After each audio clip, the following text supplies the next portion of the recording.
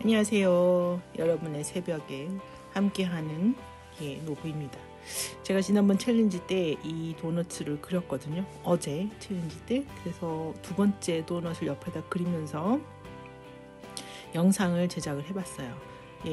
이게 가로가 이게 십자가처럼 이렇게 선을 긋고 가로, 세로 비율이 3대2입니다. 얘는 보통 이 위치가 그리는 게 3대2로 하면은 맨 위에서 보면은 얘가 동그란 거면은 가로 세로가 똑같겠죠? 직경이. 근데 이렇게 3대2 정도 하면은 요 정도 위치에서 본 게 돼요. 그게 더 짧아서 가로가 3, 세로가 1 그러면은 더 밑으로 내려와서 거의 같은 위치에서 그 수평선에 놓고 보게 되는 거죠. 그렇게 스케치를 이렇게 합니다. 그리고 이제 둥그렇게 아이싱이 흘러내릴 수 있게 잘 지워주고 가운데다가 오레오를 넣어줍니다. 제가 아직도 이제 목이 아파서 이번 주 계속 병가 내고 집에 있는데 하루 종일 쉬었다가 지금 이 영상을 위해서 목을 쓰고 있습니다. 그래서 가끔 목이 좀 아픈데 이해해 주시기 바라고요. 이렇게 지워주고 기본 색을 먼저 칠하고요. 이 도넛은 초코 도넛이기 때문에 밑에 빵이 도넛 색깔이 좀 진하게 될 거예요. 그리고 이렇게 흘러내리는 거 하고 이렇게 둥그렇게 도넛 느낌이 나야겠죠? 해주고 이 아이싱이 부드럽게 이렇게 흘리는 걸 보여주기 위해서는 지금 핑크색에서도 나타냈지만 가운데가 좀 진하고 그 링으로 중간이 좀 밝고요. 흘러내린 밑에 부분이 좀 어둡게 그게 이렇게 자연스럽게 넘어가게 붓자국 안 나고 웬만하면은 잘 해주셔야 동그란 느낌이 납니다. 안 그러면 위에가 판판하게 느껴지죠. 다 마르면은 맨 위에다가 초코칩을 초콜릿 오레오 자른 그 과자 부스러기가 되겠는데 그걸 칠을 해주고 그것에 입체감을 주기 위해 그것도 그림 잘 그려주고요. 하이라이트 펜으로 또 점도 찍어주고요. 그렇게 해서 그림을 완성해 나가기로 하겠습니다. 잘 보시고요. 나중에 보시면 핑크색하고 노란색이 좀 보이잖아요. 그게 뭐냐면 다른 도넛하고 부딪혀서 묻어난 색이에요. 얘는 하얀색 아이싱에 오레오. 이름 지어줄까요? 오레오 도넛. 맛있을 것 같죠? 보기만 하는 걸로 우리 뱃살을 위해서. 자, 오늘 말씀을 하고 오늘 얘기하고 싶은 내용에는 거짓말에 관한 이야기입니다. 책을 보다가 우리 아이들이 거짓말을 하잖아요. 그 부분에 대해서 이제 읽고 파트 1이라고 해야 될까요? 말씀드리고 싶은 거는 그 아이들이 자라나는 데 있어서 이 거짓말이라는 것은 부모에게도 그렇고 아주 중요한 성장의 단계라고 합니다. 거쳐갈 수밖에 없는 우리 애들이 이제 말을 하기 시작하고 어느 정도 되면은 거짓말을 하는 첫 거짓말 들었을 때 부모님이 놀래죠.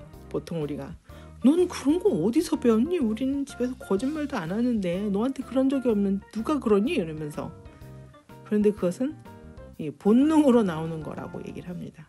누구한테 배운 게 아니라 배울 수도 있겠죠. 모르는 거니까 우리 유치원에서 배우든 학교 가서 배우든 부모한테 모르는 사이에 배우든 그럴 수도 있지만 본능적으로 자기를 보호하기 위해서 관계를 보호하기 위해서 자기를 안전한 위치에 하기 위해서 거짓말을 하는 본능이 있다는 거예요. 그러면 그걸 어떻게 해야 되느냐? 물론 부모의 입장에서 선생님이나 교육자의 입장에서 모두 거짓말을 그냥 넘어가서는 절대 안 된다. 왜냐하면 그것이 일단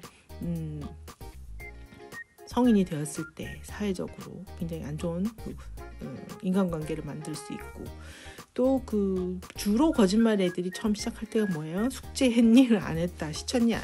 아니 숙제했니? 했다 그러고 그러죠. 일단 그게 아마 첫 번째 거짓말일 수도 있어.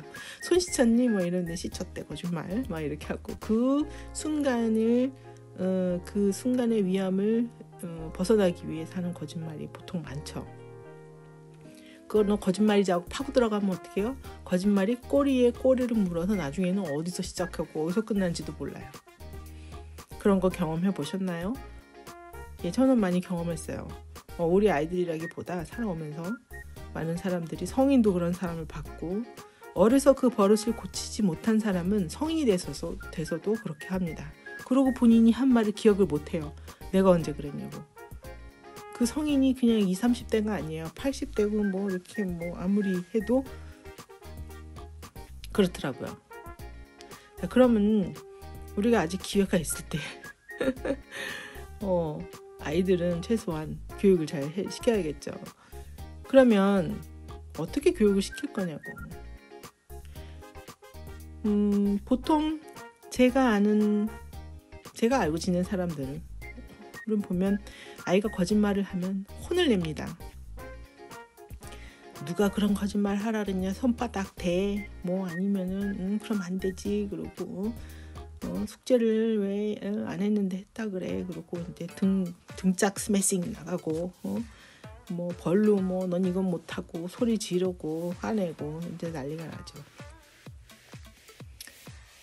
그것이 효과가 있던가요? 전 아니라고 봅니다. 예. 그럼 어떻게 해야 되냐고요? 대화로 해야죠. 대화로. 그게 어려운 거예요.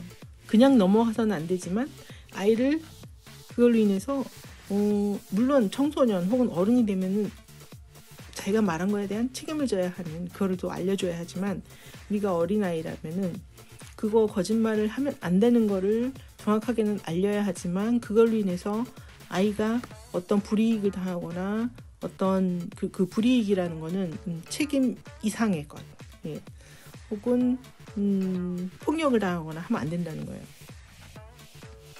숙제를 몇 달을, 이런 경우가 있어요. 책에서 이제 나온 케이스인데, 숙제를 몇 달을 안 해갔는데 했다고 얘기를 했고, 엄마는 그걸 믿었죠, 부모님은. 그때 학교에서 전화가 옵니다. 얘가 계속 숙제를 안 해갔다. 너무 놀란 거죠. 너무 놀래요. 솔직히 화내고 싶어. 그런데 어떻게 해요? 기분 나쁘고 화는 나죠. 근데 아이에게 소리 지르고 화를 내는 게 아니라 대화를, 일단 학교 가서 선생님하고 상담하고, 죄송합니다 어쩌고 저쩌고 다 해야겠죠. 그러면 애는 이제 죽었다, 집에 가면 죽었다. 너 왜 거짓말했어? 뭘 왜는 왜야. 대답을 뭘 하겠어요. 대답하고 안 하면 너 왜 대답 안 해? 누가 거짓말하래? 쓸데없는 질문 다 필요 없어.